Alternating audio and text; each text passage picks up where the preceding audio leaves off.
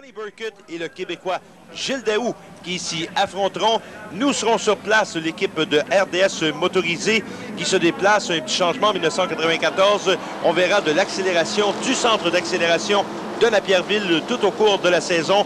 Comme on est de retour à l'Autodrome Granby également avec la série RDS motorisée. Donc, beaucoup de changements dans cette série, Yvon. Et présentement, on a la finale, c'est en classe Sportsman. Ça ressemble beaucoup aux voitures de la classe modifiée, mais c'est un petit peu moins performant si on s'entend évidemment au niveau des coûts investis pour ces voitures. Ce sont d'anciens bolides modifiés que l'on vend à des nouveaux, des aspirants. Et le moteur doit être de 350 pouces cubes. C'est un 350 pouces cubes maximum. Est-ce qu'on retrouve, Yvon, les mêmes pneus sur ces voitures comparativement aux modifiées? Oui, c'est les mêmes pneus. La carrosserie est identique aux modifiées. Alors, Mario Lajoie, qui est en pôle position au départ, il a pris justement la première place, suivi du vice-champion 1993 en deuxième position, Steve Poirier, le 28. Troisième, c'est le champion en titre, Daniel Ruel, qui est en troisième position actuellement. Daniel Ruel compte le plus grand nombre de victoires dans tout le circuit dirt en sportsman et également à l'Autodrome Granby, mais cette année, il n'est pas parvenu dans la première marche du podium présentement.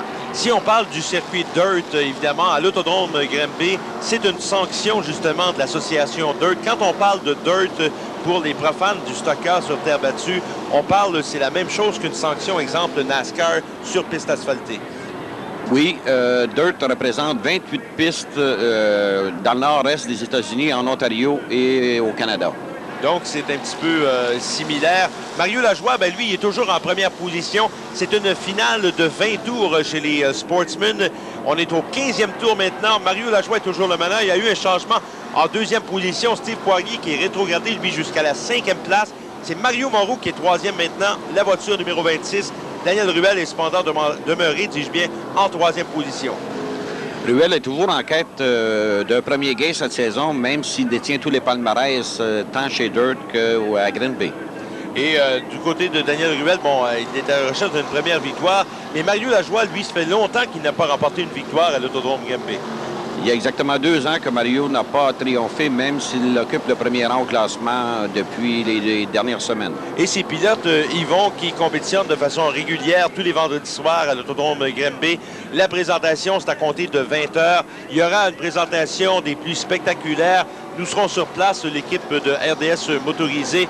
C'est vendredi soir, le 17 juin. Ça va être une soirée, toute une soirée.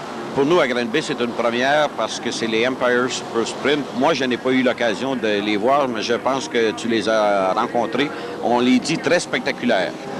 Absolument spectaculaire. Yvon, j'ai eu l'occasion de les voir au Cornwall Motor Speedway il y a quelques semaines de ça. Pendant qu'on a un drapeau jaune, on va y revenir, Yvon. On a un drapeau jaune, c'est la voiture de Stéphane Dupuis qui a dérapé entre les virages 3 et 4. On réaligne les voitures et Yvon, c'est un petit peu spécial, le départ à 2 voitures de large, même après un drapeau jaune, on a complété plus de la moitié de l'épreuve. Il y a une raison à ça et on a rencontré pour l'occasion le commissaire dans les puits de ravitaillement, M. Ludger Lahaye, qui nous explique les raisons. Par le passé, Denis, nous partions à la demi-course. Après la demi-course, nous partions à la file indienne. Ce qui avantageait souvent les meneurs, mais par contre, il laissait peut-être à désirer là, au point de vue compétition un petit peu. Maintenant, nous partons 2 par 2 jusqu'à la fin.